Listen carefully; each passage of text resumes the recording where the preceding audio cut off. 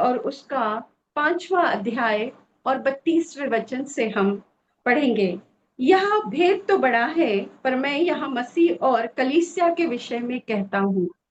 और एक भेद की बात को पौलुस हमें बताता है, जो पाया जाता है पहला तिमुथियुस उसका 3 अध्याय और 16 वचन में। एक बड़े भेद की बात वो बताता है। ऐसे बहुत सारे भेद है जो प्रभु यीशु मसीह ने पौलुस को दिए और पौलुस ने फिर कलीसिया के सामने पत्र लिखकर पहुंचाए हैं।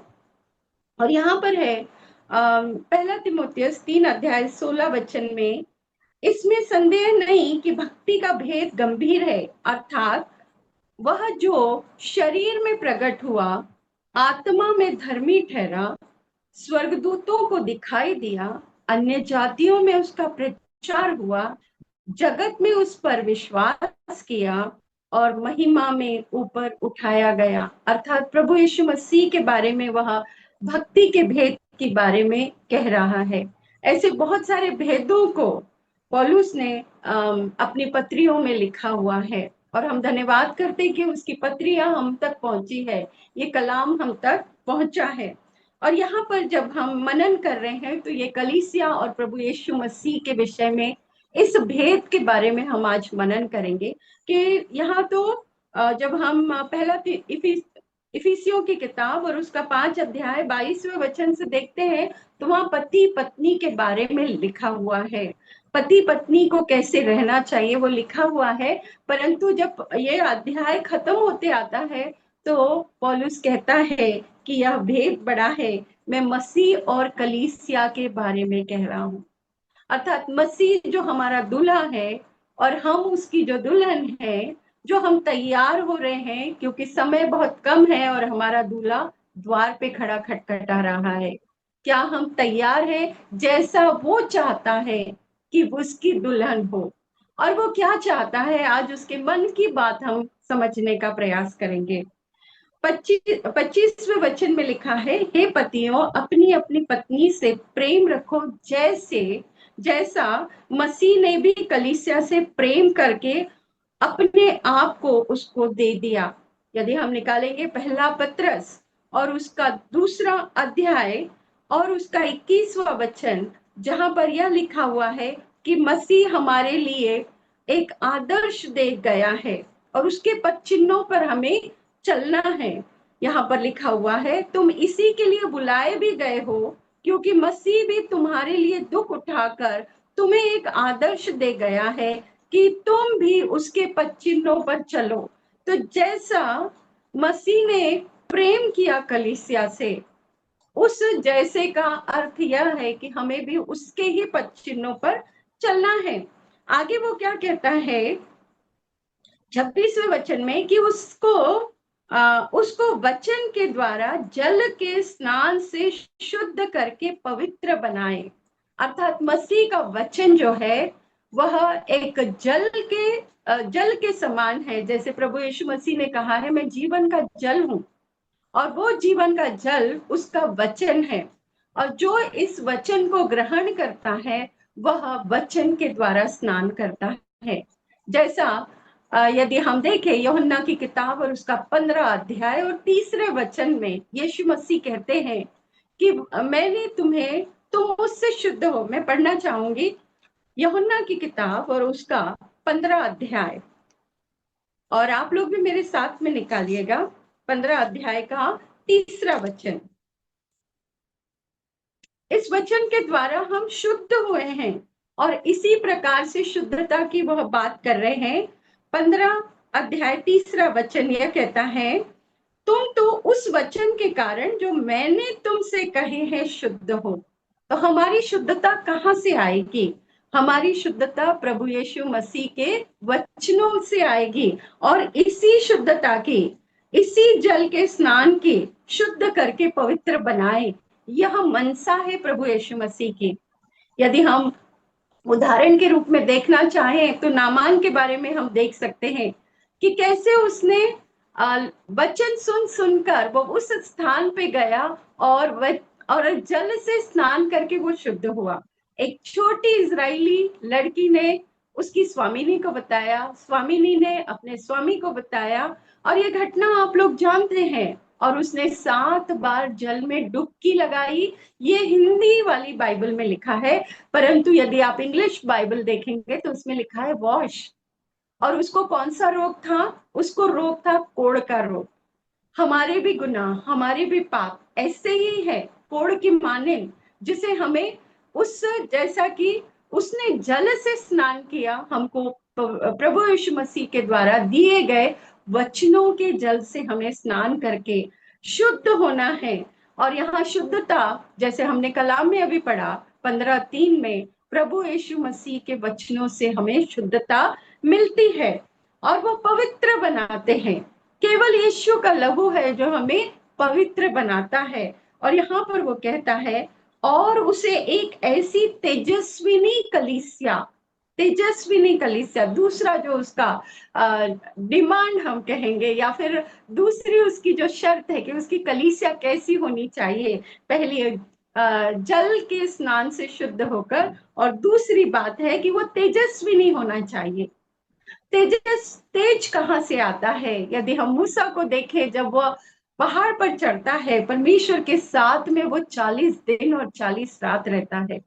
और उसके बाद जब वो पटिया लेकर नीचे उतरता है, नियम और कानून लेकर नीचे उतरता है, तो उसके चेहरे पे वचन कहता है किरणें निकलती थी। और इजरायली लोग कहते थे कि हम तेरा चेहरा नहीं देख सकते। वह मूसा जो परमेश्वर के साथ रहकर नीचे उतर रहा है और वो तेज उसके ऊपर चमक रहा है, तो सोचिए हमारा खुदावंद कितना पवित्र, कितना तेजोमय है। और वो चाहता है, प्रभु यीशु मसीह चाहता है कि उसकी कलीसिया तेजस्विनी हो। हम भी खुदा के साथ में वक्त बिताते हैं, पर वो नूर, वो तेज, वो किरण हमारे चेहरे से क्यों नहीं निकलती? मैं हमेशा ये प्रश्न करती हूँ कि क्यों प्रभु जी? मूसा आपके साथ रहा 40 दिन, कुछ नहीं खाया, कुछ नहीं पिया उसने, परंतु फिर भी उसके चेहरे पे तेज था।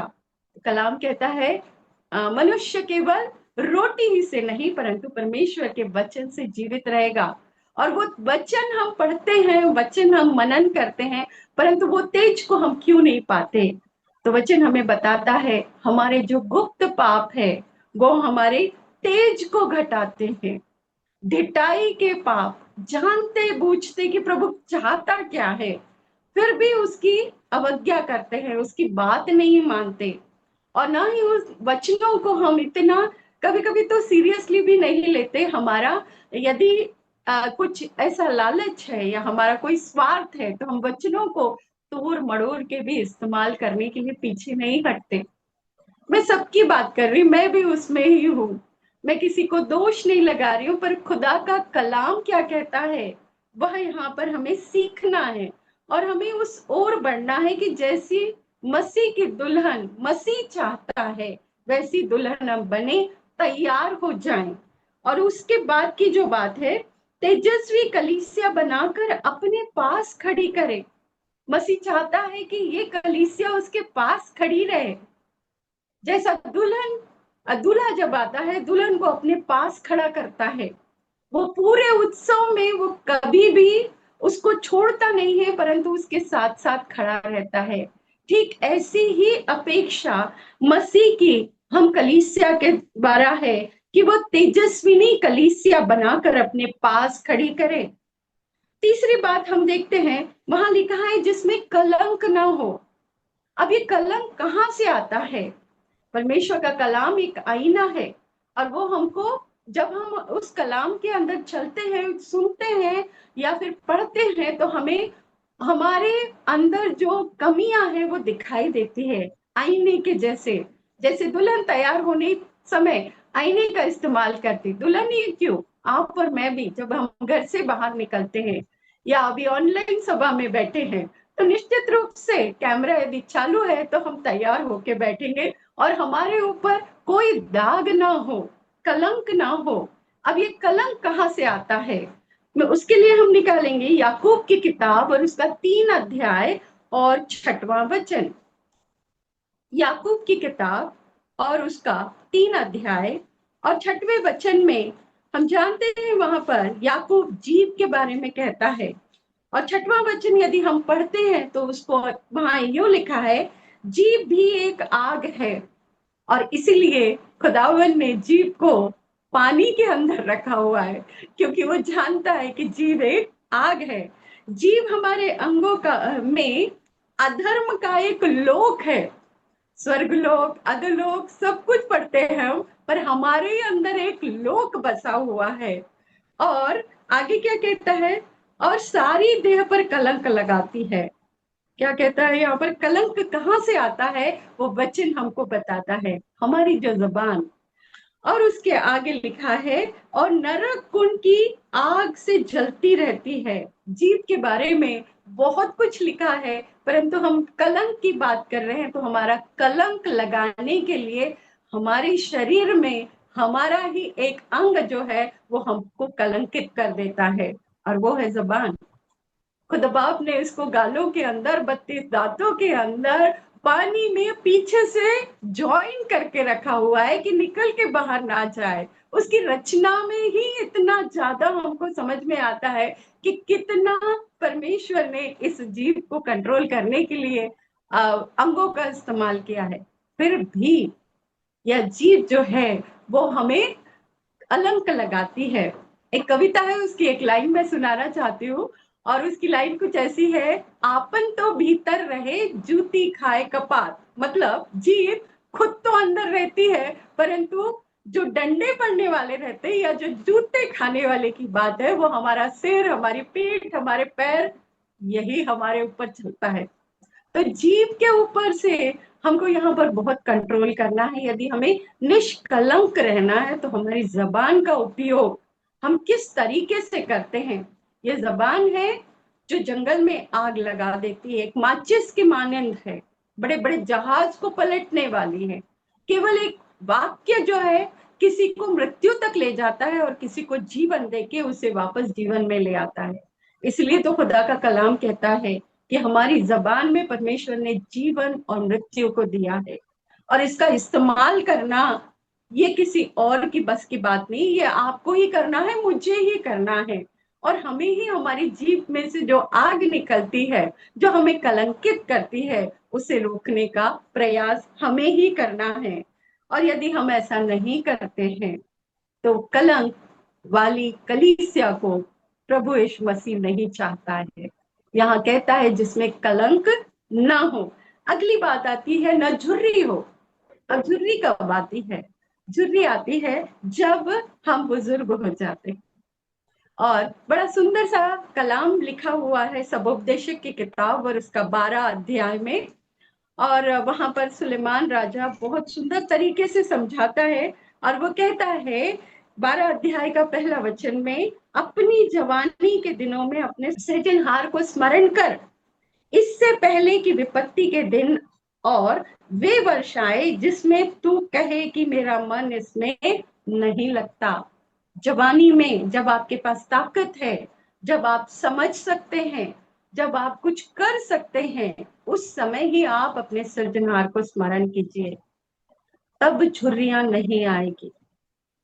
और आगे हम पूरा पढ़ते हैं उसको, जब 12 अध्याय पूरा पढ़ते हैं तो हमें समझ में आता है कि जब हमारे दांत नहीं रहेंगे, हम झुक जाएंगे, बाहर जाने के लिए हमें डर लगेगा, ऊंचाई से डर लगेगा, डरावनी चीजें हमें दिखाई देगी, ऐसे उम्र के पड़ाव में आकर हम कुछ ना कर सकेंगे। इसलिए जब तक ताकत है तब तक, उसी को जवानी कहा गया है यहाँ पर, हे जवान तू अपनी जवानी के दिनों में अपने सृजनहार को स्मरण कर, इससे पहले कि विपत्ति के दिन आए और वे वर्षाएं जिसमें तू कहे कि इसमें मेरा मन नहीं लगता। आज वो समय है, आज वह अवसर दिया है परमेश्वर ने कि हम समझे कि परमेश्वर किस प्रकार की कलीसिया को चाहता है, क्या हम उसमें शामिल हैं। और झुर्रियों के बारे में एक और बात कहना चाहूंगी, इस समय जब बुढ़ापा आता है तब हमारा प्रेम ठंडा हो जाता है। और प्रकाशित वाक्य में बहुत अच्छे से लिखा है, 3:15 में लिखा है, तू अब न ठंडा है न गर्म है, तू गुनगुना हो गया है, मैं उगलने पे हूँ। क्या हम ऐसी स्थिति में लाए अपने आप को कि परमेश्वर कहे कि ना तू ठंडा है ना तू गर्म है। तो इस समय हमको, आज ही का वो दिन है कि हम यह सोचे कि परमेश्वर किस प्रकार की दुल्हन चाहता है। झुर्री नहीं होनी चाहिए उसमें। पहली चीज को हमने देखा कि वह कैसी होना चाहिए, जल के स्नान से शुद्ध, अर्थात वचनों के स्नान से शुद्ध कलीसिया चाहिए। दूसरी, वह पवित्र करके अपने पास खड़ा करेगा। तीसरी बात, वह एक तेजस्वी कलीसिया बनाकर अपने पास खड़ी करना चाहता है प्रभु यीशु मसीह, जिसमें कलंक ना हो, झुर्री ना हो। और आखिरी बात जो बताना मैं चाहूंगी वो है, ना कोई ऐसी वस्तु हो वरन पवित्र और निर्दोष हो। कोई भी बात ऐसी ना हो जिससे उसकी पवित्रता और उसकी उसमें दोष लगे। ये दो बातें नहीं होनी चाहिए। आज परमेश्वर का पवित्र कलाम आपके और मेरे हाथ में है। प्रभु क्या चाहता है, कौन सी आज्ञाएं बताई है, किन बातों से। जैसे कि हम देखते हैं कि जब पूरा शास्त्र को यदि हम एट ए ग्लांस यदि देखें तो इसमें 4 प्रकार के हमको वचन दिखाई देते हैं। पहला वचन देते हैं, देखते हैं कि इतिहास लिखा हुआ है इसमें। ये कोई कहानी नहीं है, खुदा का कलाम इतिहास है। पहली बात ये देखते हैं। उसके बाद हम देखते हैं प्रभु ने अपने शिक्षा के वचन दिए हैं, नियम दिए हैं, कानून दिए हैं। मूसा के वक्त से विवेक दिया हुआ है हमें। तीसरी बात हम देखते हैं कि प्रभु ने भविष्यवाणियां दी गई है कि कौन सी भविष्यवाणी, आगे क्या होने वाला है। अंधेरे में नहीं रखा है परमेश्वर ने। आमोस की किताब 4 अध्याय 7वें वचन में वो क्या कहता है कि मैं अपना मर्म अपने दास भविष्यवक्ताओं को बताए बिना नहीं रहूंगा। वो हर बात को आपको और मुझे बताता है। कलाम में लिख छोड़ा है कि आने वाले समय में क्या क्या होगा और हमें कैसे जीना है। ये सारी बातें परमेश्वर ने लिख छोड़ी है। ये 4 प्रकार के जो कलाम है, इतिहास, शिक्षा के वचन, भविष्यवाणियां और भविष्यवाणी पूर्ति के वचन। जब हम देखते हैं यहाँ पर नए नियम में प्रभु यीशु मसीह ने उनके लिए जितनी भविष्यवाणियां की गई थी, उत्पत्ति से, उत्पत्ति 3 और उसका 15 अध्याय 15वां वचन, वहां से जो भविष्यवाणी की गई थी वो भविष्यवाणी उन्होंने पूरी पूरी की है। और अब हमें क्या देखना है, अब जो प्रभु यीशु मसीह ने कह गए हैं, कह के गए हैं कि मैं वापस आऊंगा और तुमको ले जाऊंगा, तो उसके लिए तुम्हारी क्या तैयारी है, वो हमें ध्यान में रखना है कि किस प्रकार से प्रभु चाहता है कि उसकी कलीसिया तैयार रहे। कैसी तैयार रहे, कहीं भी जाने के पहले पहला काम हमारा स्नान करना होता है। तो स्नान वचनों से करिए। तेजस्वी कैसे बनेंगे, जब जब हम कलाम के साथ बैठेंगे हमारे अंदर का एक एक दोष प्रभु निकालेगा। जैसे मत्ती का किताब उसका 5 अध्याय से जब हम प्रभु यीशु मसीह के शिक्षा के वचन देखते हैं, उसमें पढ़ते हैं, तो उसमें प्रभु यीशु मसीह बताते हैं तुम्हें क्या करना है क्या नहीं करना है। अरे मूर्ख भी नहीं कहना है हमें। और ये जो शब्द है वो हमारे मुख पर ऐसे बैठे हुए हैं कि हमारे मुंह से हम चाहें ना चाहें निकल जाते हैं। तो हमें बड़े कंट्रोल करना है हमारी जबान को। और ये वचन जब हम पढ़ते हैं तो हमें पता चलता है कि हम में कौन सी कमियां पाई जा रही हैं। उन कमियों को हमें निकाल कर तेजस्वी बनना है। हमारे जो पाप है, गुप्त अपराध है, ढिठाई की बातें हैं, वो ढिठाई की बातों को भी हमें अपने अंदर से दूर करना है। और अगली बात हमने देखा कि निष्कलंक होना। और कलंक कौन लगाता है उसको भी हमने देखा। उसको देखा कि हमारी जबान से हमारे ऊपर कलंक लगता है, उसे भी हमें कंट्रोल करना है। कठिन तो बहुत है, परंतु जैसा कि फिलिपियो 4:13 कहता है, मैं मसीह की सहायता से जो मुझे सामर्थ देता है उसमें मैं सब कुछ कर सकता हूँ। इसलिए हमको मसीह साथ में चाहिए, मसीह का साथ चाहिए, हमें पवित्र आत्मा हमें चाहिए, ताकि वो हमारी सहायता करे कि हम निर्दोष पाए जाए। और छुर्री नहीं होना चाहिए, हम में कोई बुढ़ापे के लक्षण ना पाए कि हमारा मन नहीं लगता वचन पढ़ने के लिए, हमारा मन नहीं लगता कि हम प्रभु के कलाम को सुने, हमारा मन नहीं लगता हम कलीसिया में जाएं, हमारा मन नहीं लगता हम सभाओं में जाएं। ऐसी दशा अपने ऊपर मत आने दीजिए। ना ही वो ठंडापन आने दीजिए कि कोई कलाम कह रहा है या कोई कलाम के बारे में चर्चा कर रहा है तो आपका चेहरा पूरा उतरा हुआ हो, कोई तेज ना हो, ना ही उसको सुनकर आपके कोई प्रतिक्रिया व्यक्त नहीं कर रहे हो। ऐसा ठंडापन हमारे अंदर ना पाया जाए। और उसके बाद में वो कहता है, ना कोई ऐसी वस्तु। और जब ये कलाम को मैं पढ़ रही थी तो मुझे बहुत सुंदर सा उदाहरण सामने आया, कोई वस्तु। अब ना कोई ऐसी वस्तु की क्या बात है। हम चलते हैं याकूब के, याकूब और उसके भाई के बारे में। याकूब, उसका भाई एसाव, है ना। तो एसाव और याकूब की घटना आपको पता है कि याकूब खाना बना रहा था और एसाव आता है कि मुझे बहुत जोर से भूख लगी है तो मुझे खाना दे दे। और याकूब अपनी चतुराई के अनुसार, उसके नाम के अनुसार वो कहता है कि तू मुझे पहलौठे होने का अधिकार दे दे ताकि मैं तेरे को ये खाना दूं। और एसाव ने अपने पहलौठे होने का अधिकार को तुच्छ जाना। बच्चन कहता है उसने पहलौठे होने के अधिकार को तुच्छ जाना। और उसने कहा कि मैं तेरे को अपना पहलौठे का अधिकार बेच देता हूं। और वह याकूब को अपने पहलौठेपन का अधिकार जो था उसने बेच दिया। और इसीलिए हम जब जब भी पढ़ते हैं, कलाम को पढ़ते हैं, परमेश्वर के लिए प्रार्थना करते हैं, उसके नाम को कहते हैं, तो हम हमेशा कहते हैं, हे अब्राहम के परमेश्वर, हे इसहाक के परमेश्वर, और हे याकूब के परमेश्वर।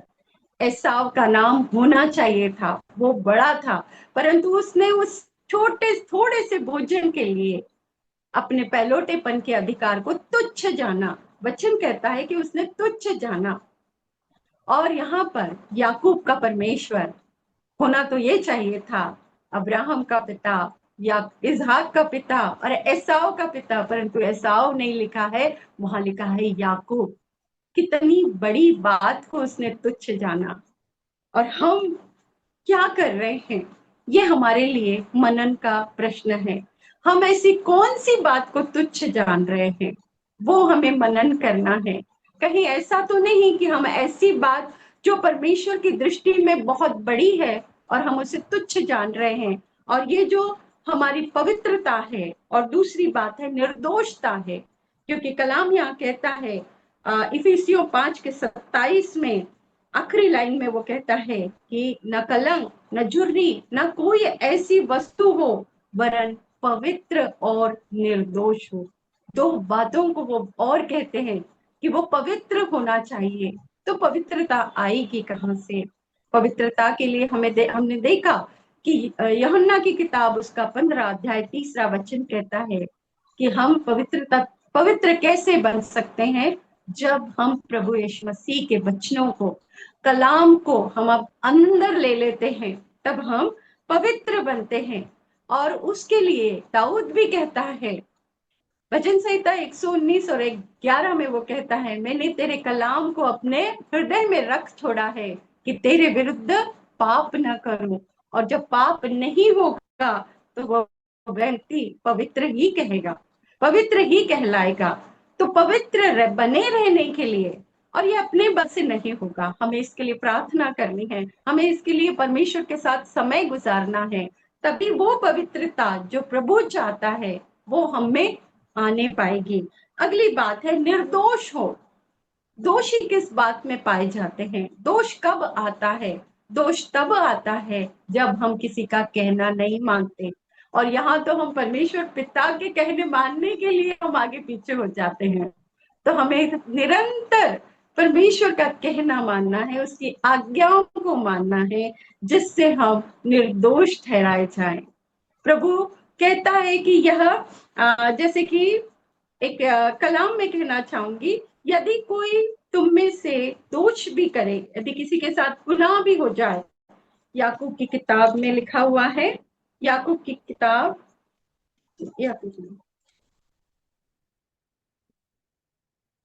पहला यूहन्ना और उसका 1 अध्याय और 9वां वचन।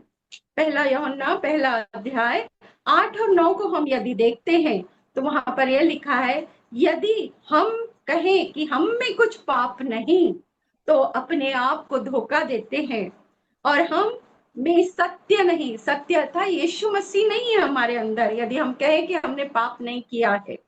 और 9वां वचन, यह हेल्पलाइन नंबर है जो कहता है, यदि हम अपने पापों को मान लें तो वह हमारे पापों को क्षमा करने और हमें सब अधर्म से शुद्ध करने में विश्वास योग्य और धर्मी है।